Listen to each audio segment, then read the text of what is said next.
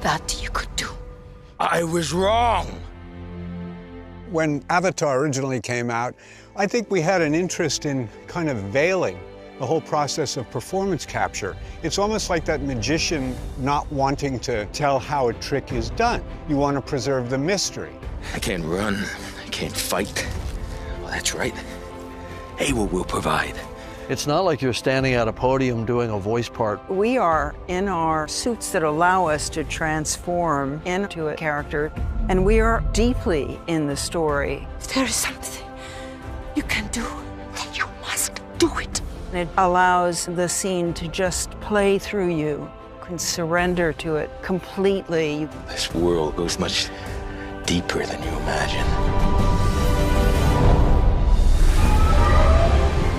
It's the most unencumbered way of working that I've ever experienced, and it totally spoils you. This is the only pure thing in this world. I mean, it was like being back in drama school. You know, Stanislavski and like all the different things where you just have a chair and it's just you.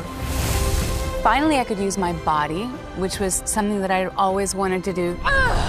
And just to be able to do the scenes with so much freedom was such a gift. Jake, the strength of the ancestors runs in your son's veins. It was basically the education that I always felt I had never received in performance and theater and art, and being cast in Avatar and being given this amazing gift and access to all these resources.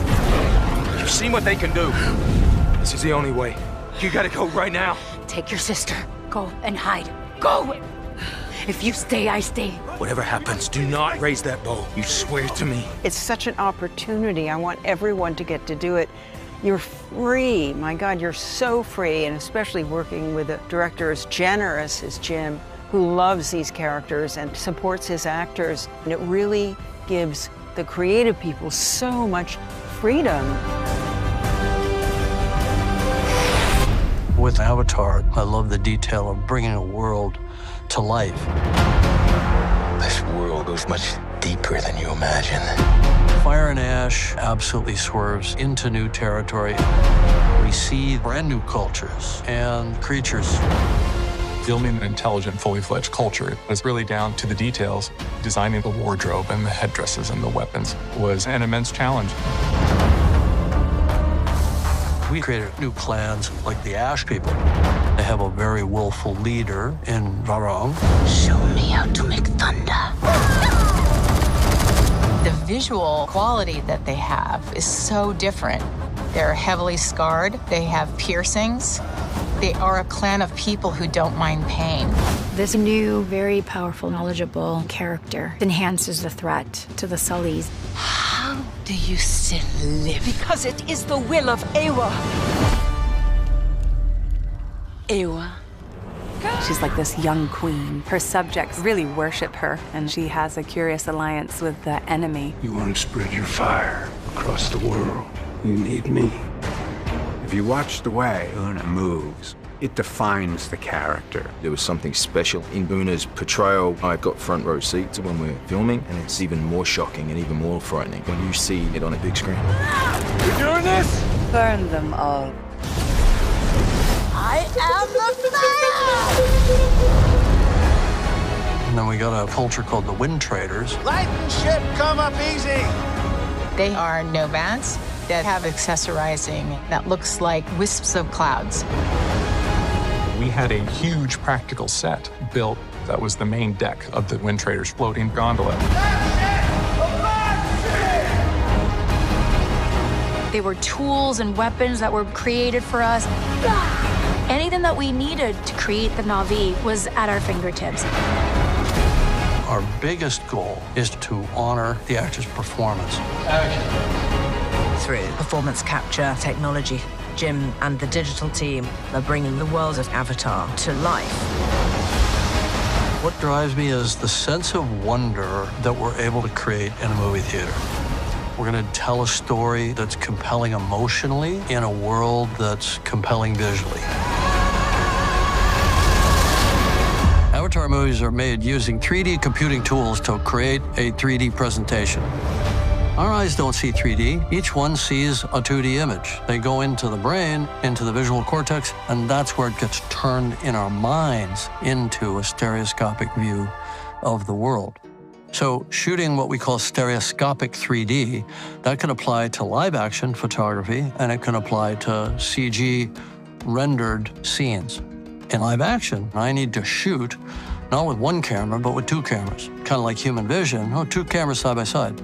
The only problem with that is that the distance between the lenses, it has to move dynamically. If I'm coming in very, very close to an actor, I have to get the cameras closer together than they can physically go. They got to go to here sometimes. How are you going to do that? Well, you're shooting a beam splitter. One camera's looking through the beam splitter, the other camera's looking down. It's like a two-way mirror. And those cameras will move like this during the shot. If I'm tracking in on an actor from 20 feet back, those cameras will be here and they'll go to there. And it's all motion controlled. So we had to work all that out. In the year 2000, I just bolted two cameras side by side. Then we started working more and more with beam splitters, and then the rigs got big. And then we started to find very small cameras and smaller lenses that would have high quality. And we figured out the servo systems, essentially the robotics, that allowed these cameras to move and breathe. Also, as you move in, the cameras tow in, just like human eyes. If you ever watch somebody take a pencil and try to focus on it with both eyes, they'll go cross-eyed. Watch, I'll go cross-eyed for you right now. Okay, that's called tow-in or convergence. So we have to do what the eyes do, and we have to do what the brain does to put 3D up on a screen and make it viewable for people. So as we speak of it today, my team and I have had 25 years of experience doing this. We know the technology, we know the guidelines, we know what makes beautiful 3D. I think that's one of the things that sets an Avatar movie or any Lightstorm movie that I'm involved with apart, is 3D that's simultaneously not trying to be a 3D movie every second and poke you in the eye. It's just there. It draws you in, it wraps around you, it makes you feel like you're physically present, much more so than a flat 2D movie. And at the same time, we want to make it comfortable. So it's that question of finding the sweet spot. I want to find that sweet spot where it's there and you see that it's in 3D and it's impacting you, usually at a subconscious level, but it's not a gimmick. It's not coming at you, it's not throwing stuff at you all the time. Maybe once in a while we'll throw something at you, but not that often. And so it's an art form. It's a technical procedure, and it's an art form. You know, we have to think of it like a score. Sometimes we want to be loud, sometimes we want to be quiet. You know, it's like the sound design of the movie. There's also the spatial design of the movie. And that's very important to us as artists. I don't think anybody goes to a movie because it's in 3D these days. I think you associate 3D with a certain type of filmmaking, a certain type of world building that you want to go and see on the big screen, and the 3D is just part of it. It's like the color, it's like the lighting, it's like the scope and scale of the world. And they all support each other, like the parts of an orchestra. And so, you know, like I could talk about 3D for hours, but that's sort of my approach and my philosophy. I can't wait to share more of Avatar: Fire and Ash with all of you when it comes to theaters, December 19th.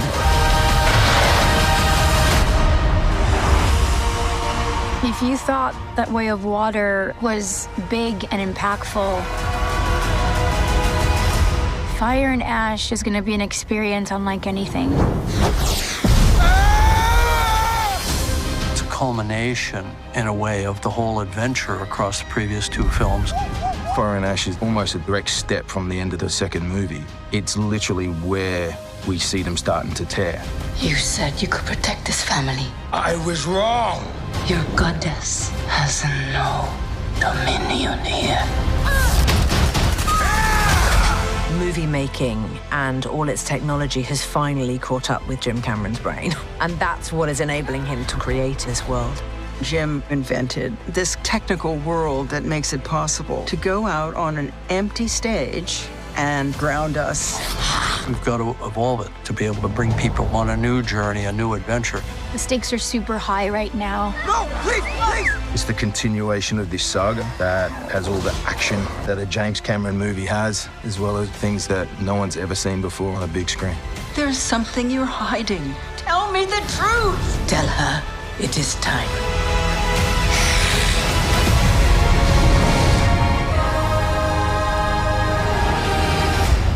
I think Fire and Ash will make absolute sense to people who are fans of the first film and of movie 2.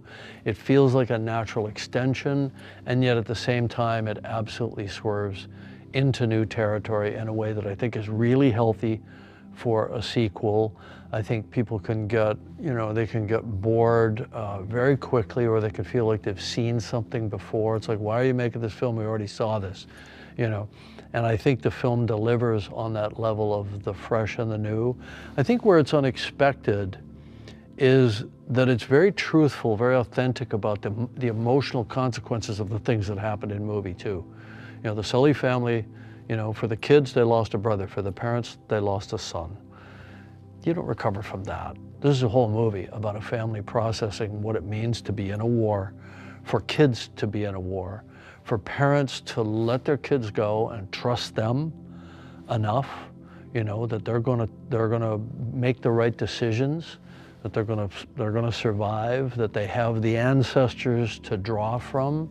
This is an important theme in the movie. I'm in this place where I have nothing. Not my people, not my forest. Even my father's bow is gone. All I have is my faith that this is the Great Mother's plan. You have this family. I think one of the things that keeps coming up in this part of the story, which was a hangover also in the Way of Water, is Jake's reluctance to take on the mantle of Tuak Makto. And I played a lot of The Way of Water as a Jake becoming a person for peace. He doesn't want to be Tuak Makto, he doesn't want to fight, he just wants to protect his family, his clan. In the third one, there's a lot of pressure to take up that mantle.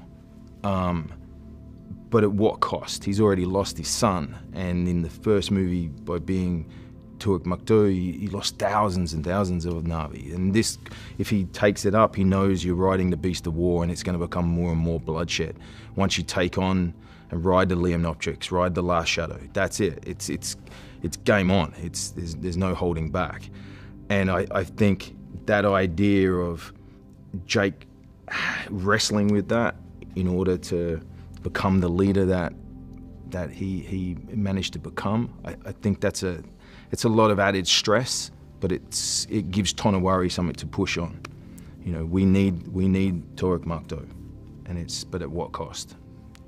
And I think that's a great dynamic that we kept exploring and we're still exploring. Sam is my brother in so many ways, and we've kind of grown up together. We were given an opportunity of a lifetime as young up-and-coming, actors to work with one of our giants. And I really do believe that it's the gift that keeps on giving. It's not a coincidence, and it's not lost on me that Sam and I have still managed to stay and keep in touch throughout the years. And as we have grown, not just as professionals, but primarily as people, to be a part of each other's lives at whatever capacity has been a true gift for me. I love him with all my heart. Come on. Here.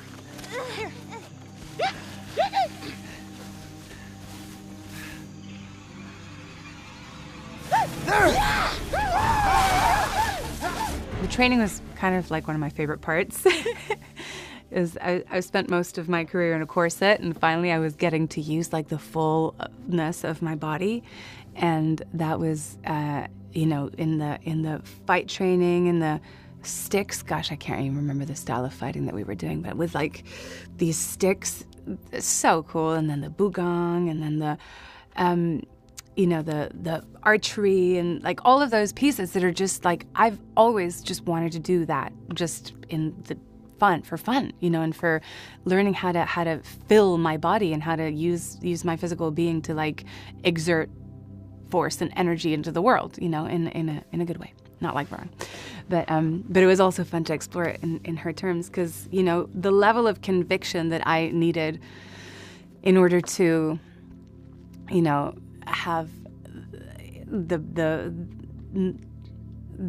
force of the power of my word and the power of my gaze, and to really feel like the queen that Varang, you know, in earnest is. There's no crutches.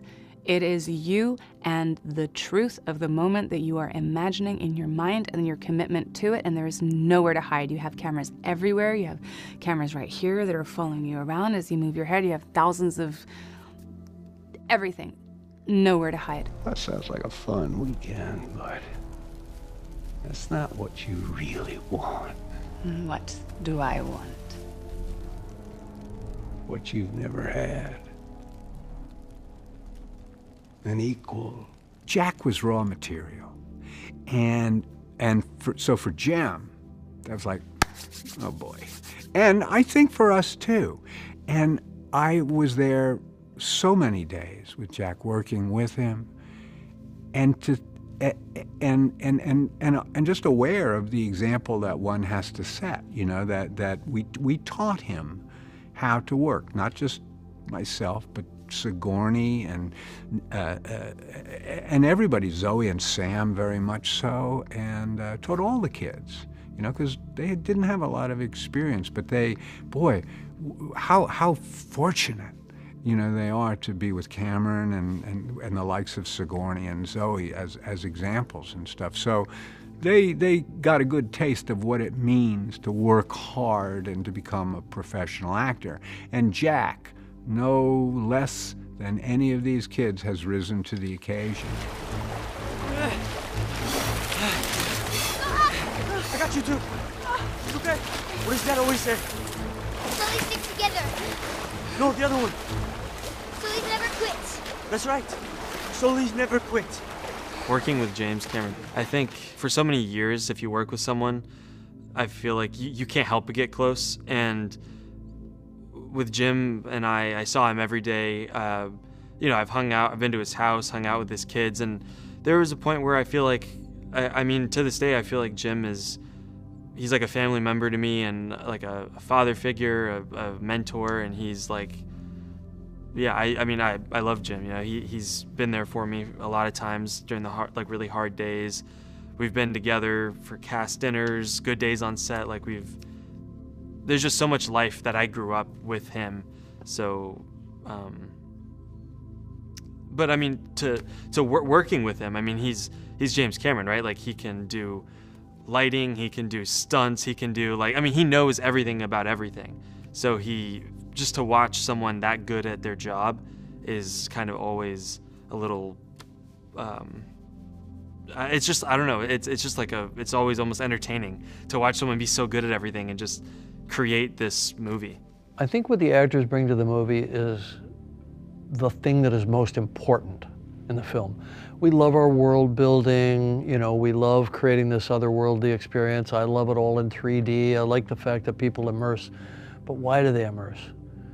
I could hold your interest for 5 minutes with all that stuff. I hold your interest for 3 hours because of what the actors bring. They bring the heart, the soul, the angst, the pain, the joy, all of the things that we want to feel as an audience when we're in that theater. We want to go on a journey with characters. We only care about the characters. You know, I shouldn't say we only care about the characters. The eye candy that we create around that, the creatures, the specificity of how you saddle up a marine creature or a flying creature, these things that are tactile, that connect us. It makes it feel like this fantasy world is real. Even that, in a way, you think it's the actors. The actors make you believe that it's real people in a real situation, no matter how outlandish it may look. And that's a critical thing. As a character, he made the choice that he would always make sure Kiri felt completely loved, accepted, and supported by him. And I can feel that commitment when I work with Sam. He's sort of like the rock for me. He can't do anything that's untrue. And it's very exciting to work with someone like that. The death of a child is such a, look, it's so guttural, and they couldn't stop it. It's a will from some other kind of force, and it's so devastating, and whether there's a way through that, that is what Fire and Ash is about. It's about grief, it's about healing, it's about suffering, and it's about how you rise, I guess, from such pain. And, you know, it's not necessarily about distinguishing grief, because the Na'vi have a way of reaching out to the dead through Eywa, but it's about how you can continue when a force way outside of your being rips you apart. Locke thought he was outcast before. He thought he was alone before. No one understood him. And now I don't think he even understands himself. You know, we all have that hard-headedness sometimes where we're like, you know, everything I'm saying is right. You know, they just don't understand. And now he's questioning himself, and everything that he thought was bad got worse. People are not understanding him. People don't see him. Now he thinks his dad, you know, he didn't think his dad respected him now.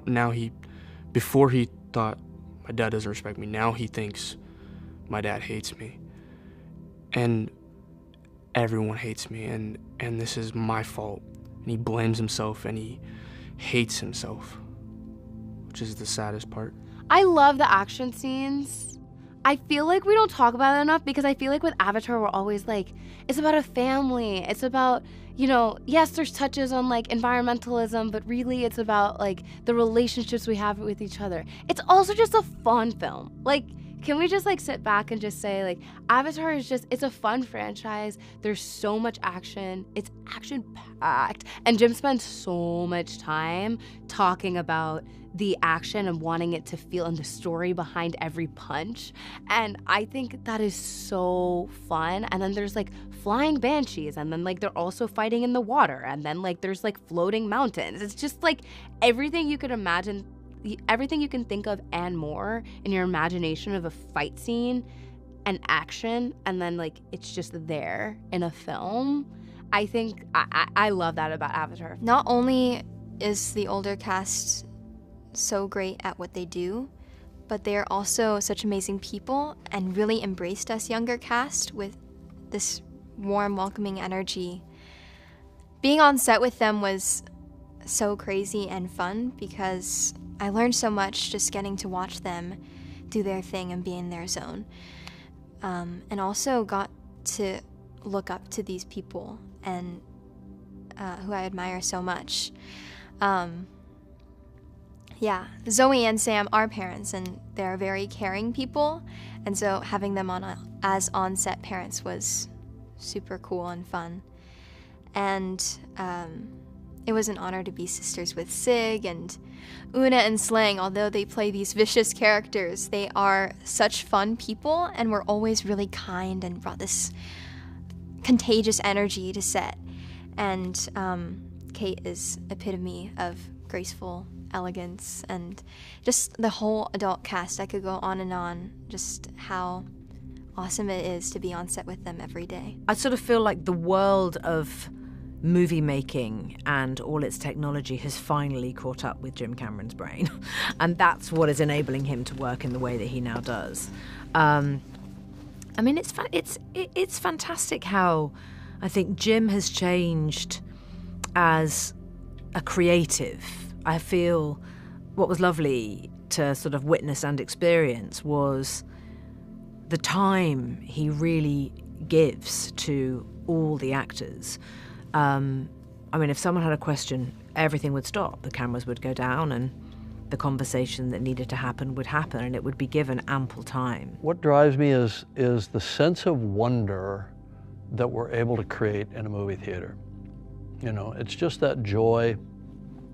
It's the joy of working with artists that get what we're trying to do. We're trying to show something that people haven't seen before.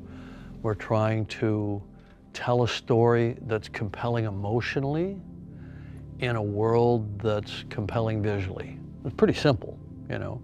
So I have as much fun working with the artists that are doing the world building and the creature design and all that, and we got some humdingers coming, not just in 3, but in the ones beyond that. Some pretty great stuff I can't wait to do. But I get as much joy working with the actors and bringing these characters to life, you know, because I'm a writer, I create these characters, and I love to see what the actors do with it, whether it's Sigourney or Stephen Lang or Una Chaplin, Sam Worthington, Zoe Saldana.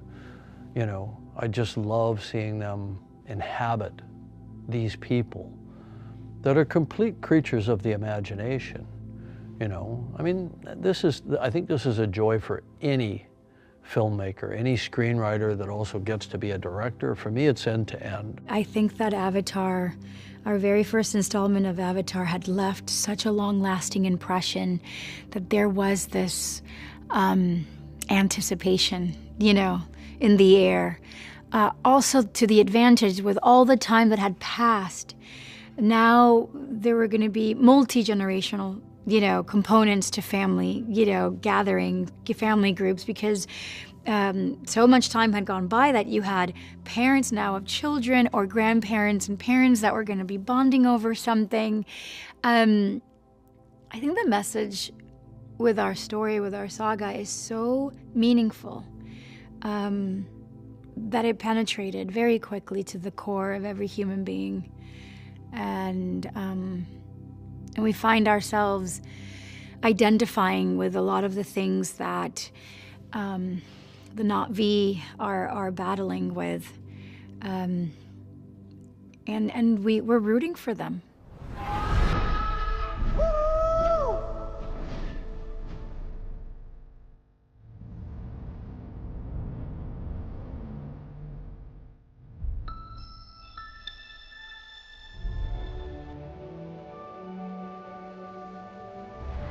The strength of the ancestors is here.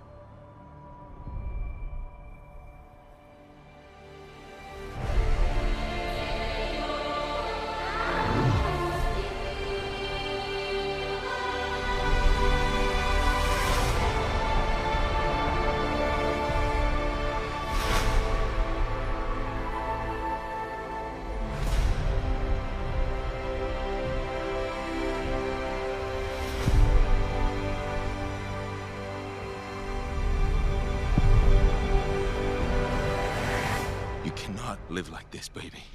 In hate.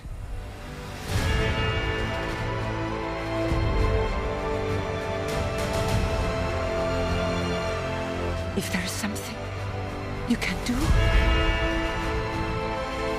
then you must do it.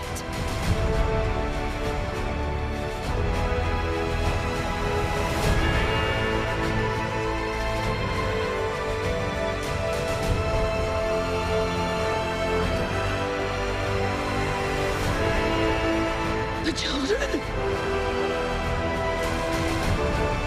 No, Spider.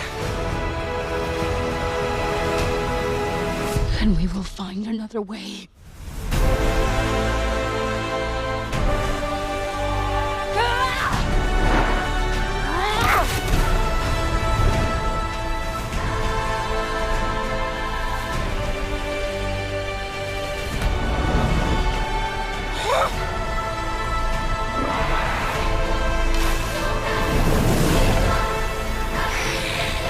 Your goddess has no dominion here.